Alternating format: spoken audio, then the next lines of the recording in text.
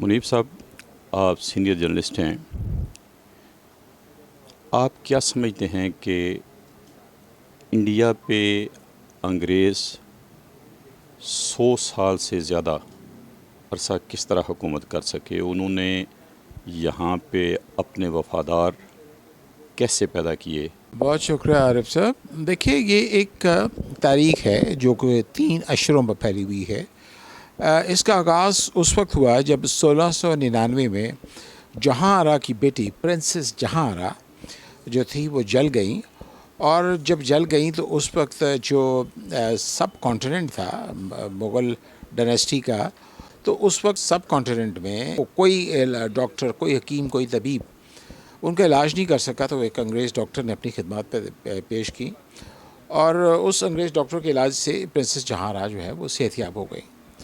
اب مغلوں کی عادت تھی کہ انہوں نے اس ڈاکٹر سے پوچھا کہ جناب آپ بتائیے کہ آپ کو کیا آپ کی خدمت کی جائے.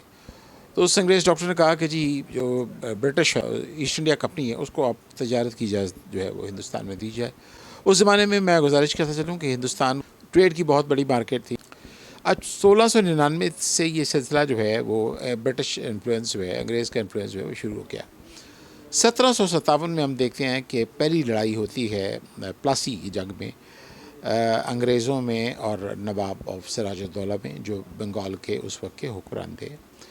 انفارچونیٹلی سراج الدولہ جو ہیں وہ میر جعفر کی غداری کی وجہ سے اس جنگ میں شکست کھاتے ہیں، اور انگریز پہلی دفعہ بنگال جیسے بڑے صوبے میں اپنا قبضہ جما لیتے ہیں. 1765 میں جب لارڈ کارنوالیس جو اس وقت کے وائسرائے تھے، انہوں نے انڈین سول سٹرکچر کا ایک ڈھانچہ دیا. اس ڈھانچے پر کام شروع ہو گیا، اور وقت کے ساتھ ساتھ انہوں نے اس ڈھانچے کو اپڈیٹ بھی کیا. لیکن ابتدائی طور پر انہوں نے ہندوستان کو بہرحال آن گراؤنڈ ایک نظام دیا، اور دنیا کا ایک بہترین آبپاشی کا نظام اور نہری نظام جو ہے وہ بالکل دیا. ڈاک کے نظام کو انہوں نے ماڈیفائی کیا. انہوں نے زمین میں جو ٹیکسز تھے، مالیہ اور یہ وہ دوسرے وغیرہ، ان کی باقاعدہ جو ہے وہ ان کا ریکارڈ رکھا. اور اسی طرح انہوں نے ایک سول سٹرکچر کا بھی ایک ڈھانچہ دیا. لیکن ہم دیکھتے ہیں کہ ہر سٹیج میں جہاں وہ گئے ہیں ان کو مزاحمت ہوئی ہے، لیکن انگریز نے اب مزاحمت کو کچلا. 1757 میں پلاسی کی جنگ جیتنے کے بعد انگریز نے ساؤتھ میں اپنے قدم بڑھانے شروع کیے، اور ہم دیکھتے ہیں کہ 1781 میں کرناٹکا، جو کہ اس کو ریاست میسور جس کو اس وقت کہا جاتا تھا، پہلے حیدر علی اور پھر ٹیپو سلطان نے ہندوستان کے آگے 20 سال تک مزاحمت کی. لیکن پھر وہی ڈیوائڈ اینڈ رول کی پالیسی کے تحت بالآخر انگریز نے ان کو قابو کر لیا. اب دیکھیے 18ویں صدی کے شروع میں ہم دیکھتے ہیں کہ یکے بعد دیگرے تمام ہندوستان کے جو بڑے صوبے ہیں وہ ایک ایک کر کے انگریزوں کے ہاتھ جو ہے وہ سامنے گرنے لگے. بائی 1857 غالباً کو 150 سال کے بعد انگریز نے اس خطے پر اپنا قبضہ جو ہے وہ جما لیا تھا. دیکھیے جس وقت انہوں نے انگریز نے اپنا خطہ جما لیا تو انہوں نے اس علاقے میں اپنے وفادار پیدا کرنے شروع کیے.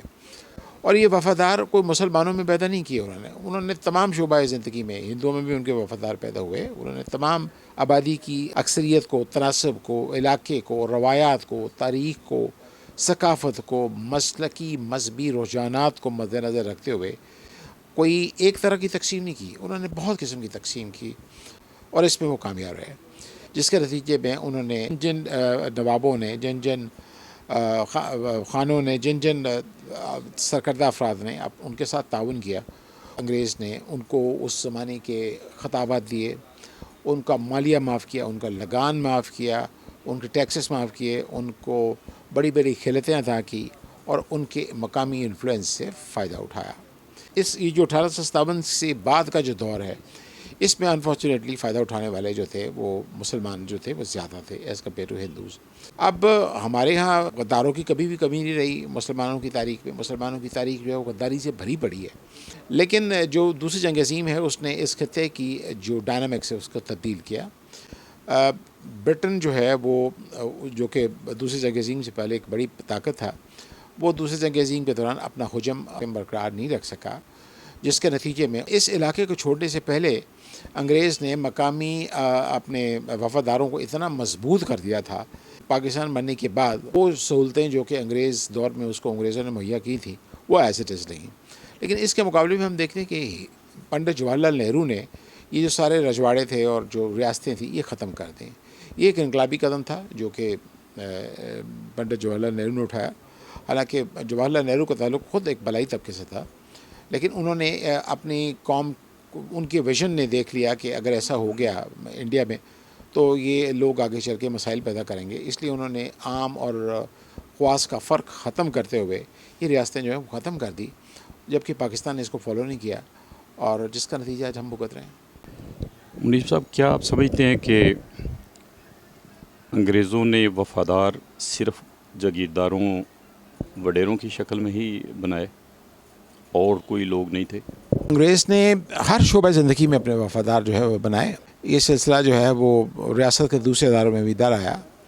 سول اور ملٹری بیوروکریسی میں بھی ان کے لوگ جو ہے وہ داخل ہوئے، اور باوجود اس کے کہ ان کے بارے میں کچھ شخصیات ایسی ہیں جن کے بارے میں تاریخ میں کچھ اچھے ریمارکس نہیں دیے جاتے، لیکن ان لوگوں نے پاکستان میں ترقی کی، اور ان لوگوں نے ملک کو جمہوریت کی پٹری سے اتارا بھی، جس کی وجہ سے ملک جو ہے وہ ایک بہت مشکل کی صورتحال میں آج بھی دوچار ہے.